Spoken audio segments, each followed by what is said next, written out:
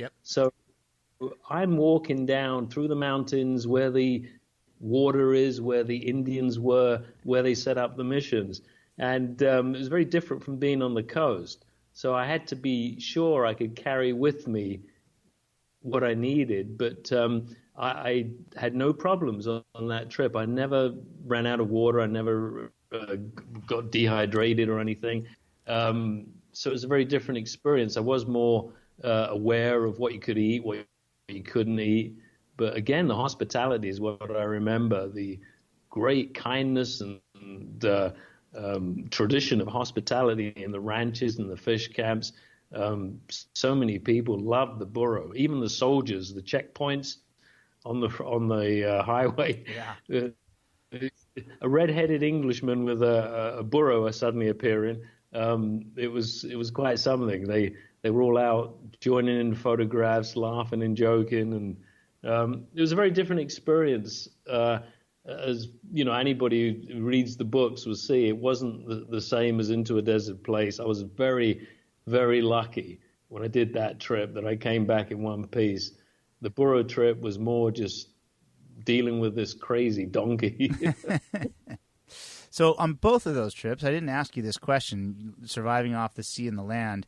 I mean, pitayas come to mind, nopal cactus come to mind inland, and obviously, whatever you can get from the sea. But what are some of the things you ate? I'm hoping that you did actually catch some fish and have some normal meals, but I'm assuming you probably ate some seaweed and mussels and whatever else. What did you eat? All of that. Shellfish, seaweed, cactus fruits, pitayas, fishing was a big part of especially on the Sea of Cortez. It was a little bit more challenging on the Pacific because of the surf to get in the water, but very easy. On the Sea of Cortez, in 20 minutes, I'd normally catch one or two fish. So you would have to work really hard to starve to death if you're by the coast. And, I would eat rattlesnakes. If I saw a rattlesnake, my only fear after the initial disgust and fear of seeing one was the thing would get away. To me, it was like, oh, it's not fish today. Yeah. So I'd have a nice rattlesnake. The hospitality, again, I might go a whole week, and then I could fill up my backpack with some food, some tortillas, hit a village, and, all I had to do was bridge the gap between fish camps, say, sure, by surviving off the sea in the desert. That was an unexpected surprise. So I thought I heard you mention early on that did you get bit by a rattlesnake at one point? No, I got stung by scorpions about 3 or 4 times, but I never got bitten by a rattlesnake. I bit a few of them, but I never got bitten. Are any other, you mentioned a car wreck and a scary time at sea. What are some of the other sketchy or scary or close calls that happened? Well, the unexpected stuff, like I was walking down the coast near Agua Verde and met some fishermen, and they warned me not to carry on. And I horror stories, you hear so many as you walk around. They seem to delight in telling you about man-eating centipedes or whatever sure. the horror story is. But these guys convinced me there was a rabid burro up ahead. And if I walk by it, the thing is going to attack me. And, all the fishermen was scared of it. They were staying away from it. It was running after anybody who went near it. And I thought, God, I have to walk by this area. So the fishermen, in their kindness, said, well, if you have to do this, jump in our boat, we'll get our guns, and we'll shoot it for you.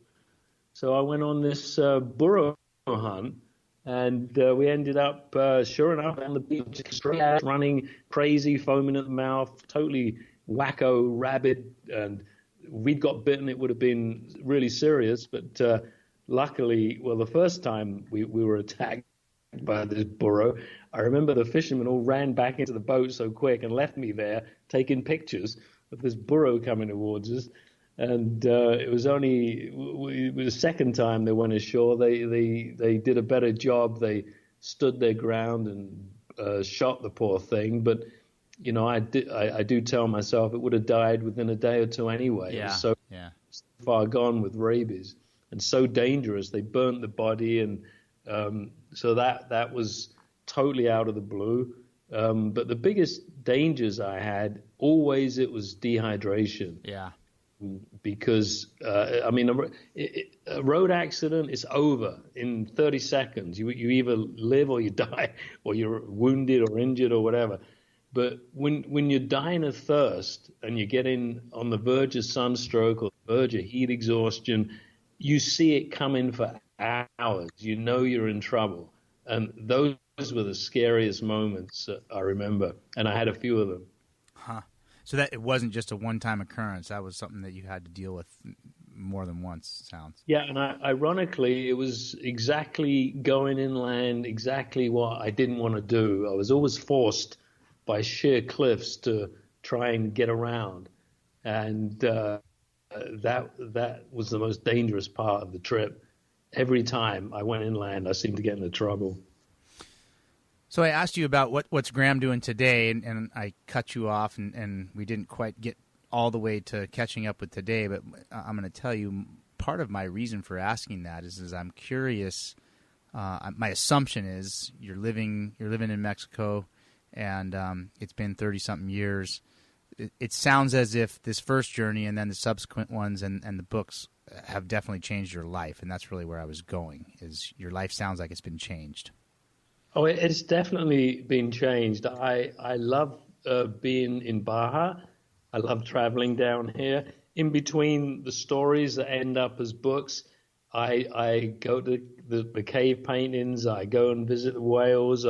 I just love getting out, camping and exploring. So I've done many trips in Baja, but the dramatic ones I've tended to make a book out of them. So my whole life has become revolved around doing things in the peninsula, and I never tire of it. It's just, to me, it's just like, oh, what can we do next? We've been by burro, we've been camping in the mountains, we've been out on a desert island. Let's take a kayak trip. And there just seems to be so many adventures still to do, and I love it down here. It's so relaxing. And I'm just amazed when people tell me, oh, I can't go to Baja, or my wife won't let me go, it's too dangerous. And I think, oh my God, and they're talking about, they live in Los Angeles and they're talking like this. I can't believe it.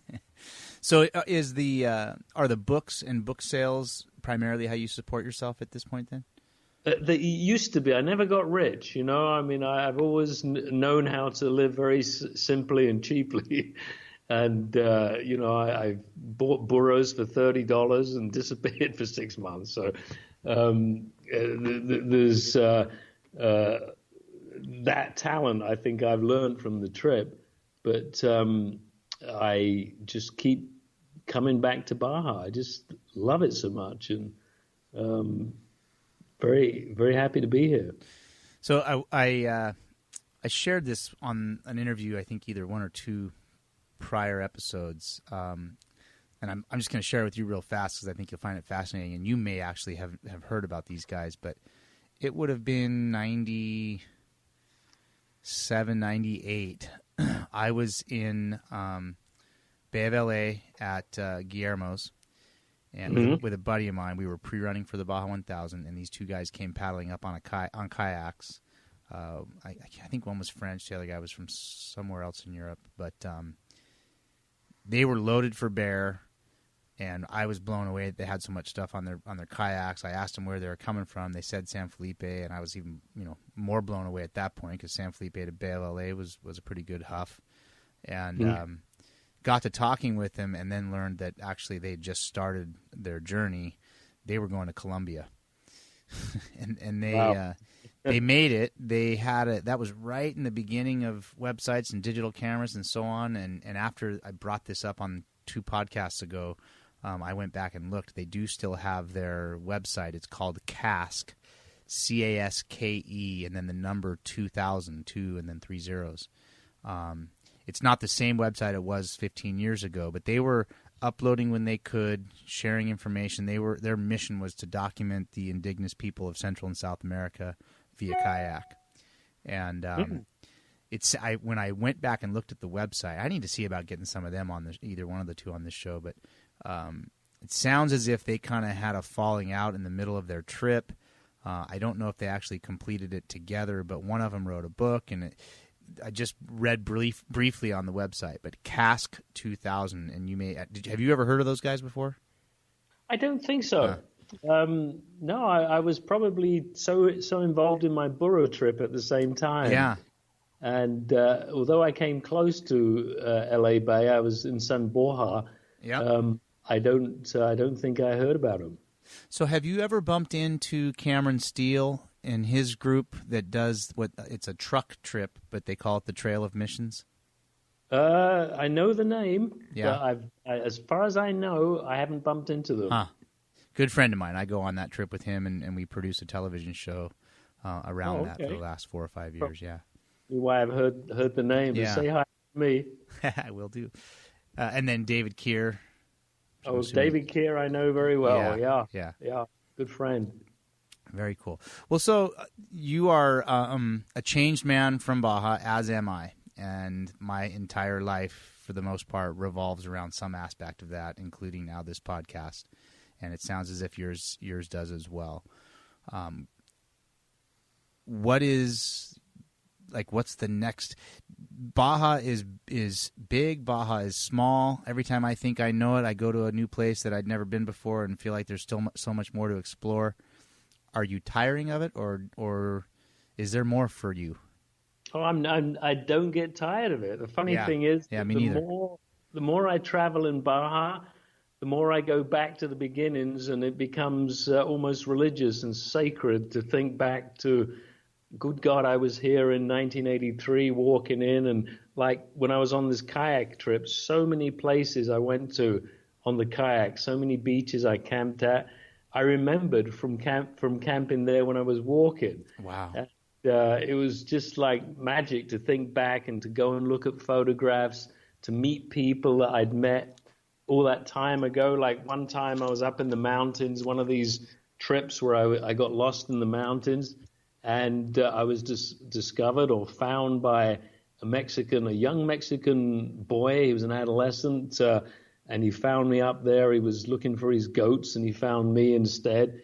Took me down to his fish camp, carried my pack for me. I was in no shape to carry it down. I couldn't get down to the sea. I remember I was in real trouble.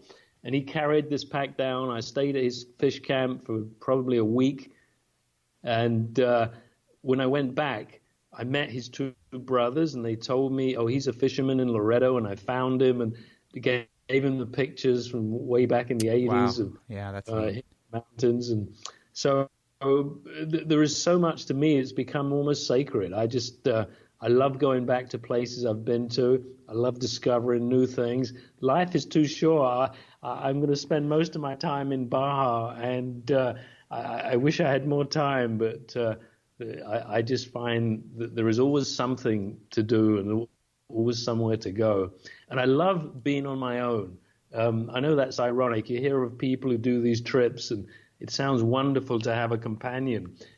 And it is. It's great for a while. But when you fall out, then there's the tension. Yep. It's like a marriage, It just there's bound to be a tension and whatever. And it's so nice to go somewhere and to allow the spirituality kind of to impinge on what you're thinking and doing. And so much of my Baja experience is just being surprised and astounded by my own thoughts and discovering, I'm out in the middle of nowhere and I'm having these visions and I'm thinking, wow, this is certifiable stuff. I shouldn't be thinking this, but I believe suddenly I've suspended my scientific way of looking at things, and I can see the reality of the spiritual side of it. And I think you only get that really when you're on your own. If you're with somebody, you're very conscious of them. And when you're on your own, your mind's in free association, and you kind of tune into it. Like I was convinced